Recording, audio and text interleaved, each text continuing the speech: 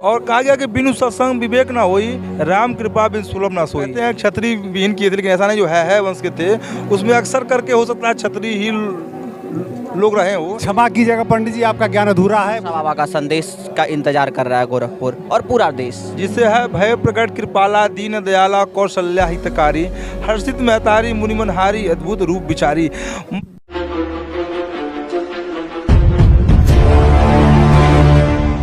नमस्कार, यूपी बिहार तक देख रहे हैं आप लोग और अभी हमारे साथ आचार्य चंद्र प्रकाश मणि त्रिपाठी उर्फ फरसा बाबा हैं, जो कि गोरक्षनाथ की पावन भूमि गोरखपुर से हमारे साथ है। तो सबसे पहले बहुत बहुत स्वागत है आपका हमारे चैनल यूपी बिहार तक।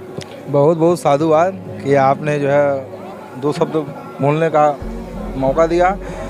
और बंधुओं, मैं अखिल भारतीय ब्राह्मण महासभा के श्री परशुराम सेना का जिलाध्यक्ष हूँ। मेरा नाम आचार्य चंद्र प्रकाश मणि त्रिपाठी है और फरसा बाबा के नाम से लोग जानते हैं। और गोरखपुर में फेमस है फरसा बाबा के नाम से। जी, आप लोगों के स्नेह प्यार से लोग जानते हैं फरसा बाबा के नाम से। जी। अच्छा, वर्तमान समय में जो देखा जा रहा है, हिंदुओं को हर जगह प्रताड़ित किया जा रहा है, हिंदू बहनों के साथ दुष्कर्म हो रहे हैं, इस पे क्या आपके विचार हैं? देखिए बंधु, पुरानी कहावत है, लोग कहते हैं कि जो बोएंगे वही काटेंगे, है ना। और कहा गया कि बिनु सत्संग विवेक ना होई, राम कृपा बिन सुलभ ना सोई।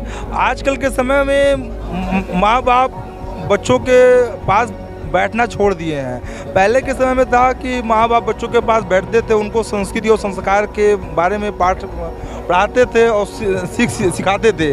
और बच्चे संस्कृत से संस्कार से इतना दूर हो गए हैं कि उनको अपने हित और अहित उनको मालूम ही नहीं है, और इसीलिए वो उसके चपेट में आते रहते हैं। अच्छा, वर्तमान परिदृश्य में सनातन धर्म को लेके बड़ा घेरे में इसे लाया जा रहा है, तो क्या आपका क्या इस पे परिदृश्य है? देखिए, हम अपने सनातन धर्म को मानते हैं, लेकिन लोग जानते नहीं हैं। जब जानेंगे और तब मानेंगे तो उस मानने में उनके ताकत होगी। बाकी लोग अपने धर्म के प्रति सक्रिय रहते हैं, एक्टिव रहते हैं। हमारे धर्म के लोग हैं, हाँ ठीक है, वो तो अपना आती है, आएंगे विघ्नों की घोर घटाएं। अच्छा, तो हमारे कहने का मतलब ये कि गुरु गोरक्षनाथ की पावन भूमि गोरखपुर से आप सभी देशवासियों को क्या संदेश देना चाहेंगे? फरसा बाबा का संदेश का इंतजार कर रहा है गोरखपुर और पूरा देश। जी जी बंधु, बहुत अच्छा लगा। देखिए बंधु, जब पृथ्वी पर अत्याचार बढ़ा है तो किसी रूप में भगवान प्रकट हुए हैं। जिससे है भय प्रकट कृपाला, दीन दयाला, कौशल्या हितकारी, हर्षित महतारी, मुनिमनहारी, अद्भुत रूप विचारी। मतलब अब अगर आप पृथ्वी पर अत्याचार बढ़ेंगे तो किसी रूप में भगवान प्रकट होंगे। जैसे भगवान परशुराम जी भगवान विष्णु के छठे अवतार थे, और उन्होंने फरसे से जो अत्याचारी थे, हैवंश के लोग थे, उनका संहार करने का काम किए थे। फरसा से तो हमें लग रहा है पूरा अखिल ब्रह्मांड डरता था उनके। जी हाँ, के लिए तो भगवान जी भी अचंभित, श्री राम भी अचंभित हो गए थे। जी अभी बड़ालगंज में राजन जी महाराज का कथा हो रही थी। उन्होंने कहा कि उस जमाने में किसी भी क्षत्रिय को या किसी को भी कोई सभा करनी होती थी, एक बार भगवान परशुराम जी से अनुमति जो है लेना उचित होता था। भगवान परशुराम ही ऐसे व्यक्तित्व है जिन्होंने कई बार पृथ्वी को क्षत्रिय से विहीन कर दिया है और इस पृथ्वी को ब्राह्मणों को सौंप दिया है। जी वो 21 बार शास्त्र में है कि 21 बार जो है वो लोग कहते हैं क्षत्रिय विहीन किए थे, लेकिन ऐसा नहीं, जो है वंश के थे उसमें अक्सर करके हो सकता है क्षत्रिय ही लोग रहे हो। लेकिन जितने राजा लोग थे, प्रजा लोगों पर जो है अत्याचार करते थे, उन लोगों का संहार किए थे। आपने, मैं एक लाइन को सुना हूँ, आपने कहा शायद हरवंशी रहे हो क्षत्रिय। अक्सर करके परसेंटेज होता है। अपराधियों की कोई जात नहीं होती है, अपराधियों की कोई जात नहीं होती है।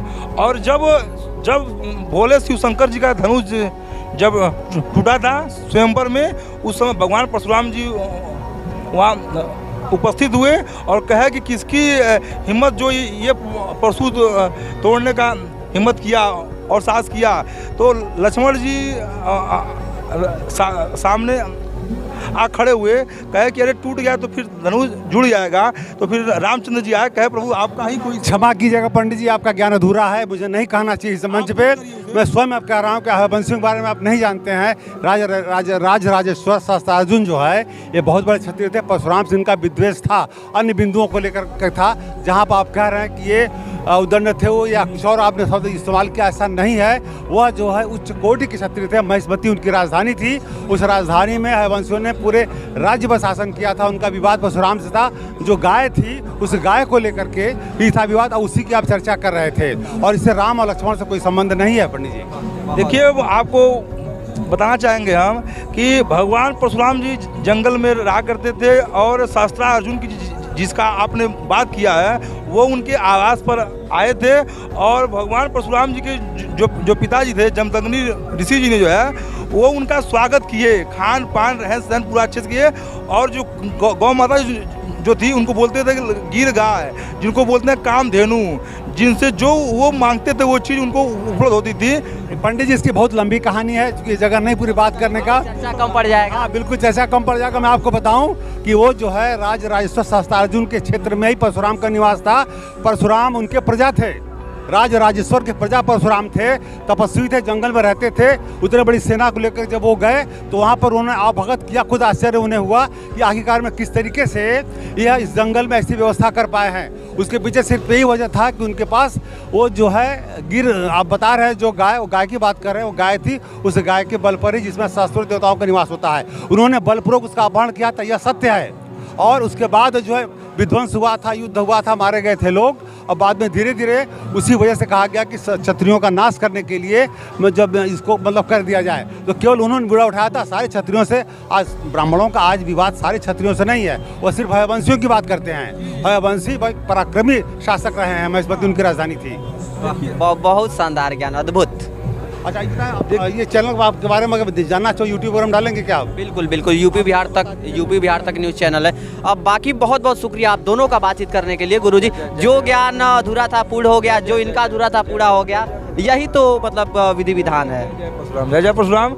मैं स्वयं हरवंशी क्षत्रिय हूँ, इसलिए मुझे मैं रुक गया, अदरवाइज मुझको मेरा कोई रुचि नहीं था। हरवंशी होने के नाते मुझे लगा कहीं आरोप तो नहीं लग रहा है। यह सत्य है। आरोप और प्रत्यारोप नहीं लगते हैं हमें। हमारा ये मानना है कि अपने जगह पे सारे धर्म, सारे लोग सही हैं। अभी श्री रामचंद्र जी ने कहा कि आप भगवान परशुराम जी, हम आप लोग के आपके सेवक चीज़ वर्णित नहीं है, और हम लोग आपके सेवक हैं। और ये स्वयंवर में ये था कि धनुष तोड़ने के बाद विवाह होगा, इसलिए हमें तोड़ा। तो परशुराम जी वही अपना क्षमा याचना किए और अपने को मैंने पर्वत पर तपस्या करने की चले गए। देखिए पंडित जी, ब्राह्मण अगर कुकर्मी ब्राह्मण है, अधर्मी ब्राह्मण है, तो उसका नाश करने में भगवान राम जरा भी हिचके नहीं। इसका उदाहरण रावण आपके सामने है। बिल्कुल नहीं। हमके भगवान रामचंद्र किसी का अहित कभी जीवन में किए ही नहीं है। जो कुछ किए उनके सैनिक सत्कार लोग ही किए हैं। और अगर देखिए कहा गया ना, बिनु सत्संग विवेक ना होई, राम कृपा बिन सुलभ न सोई।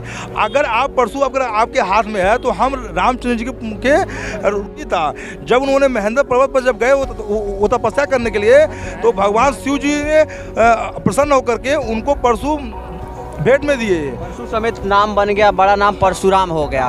और उसी नाम से आज पूरी दुनिया उनको जानती है, ख्याति प्राप्त है। अब बाकी बहुत बहुत शुक्रिया आप दोनों का बातचीत करने के लिए। धन्यवाद आपका भी। शुक्रिया। परशुराम हर हर महादेव शंभो। सीताराम जय। Thank you.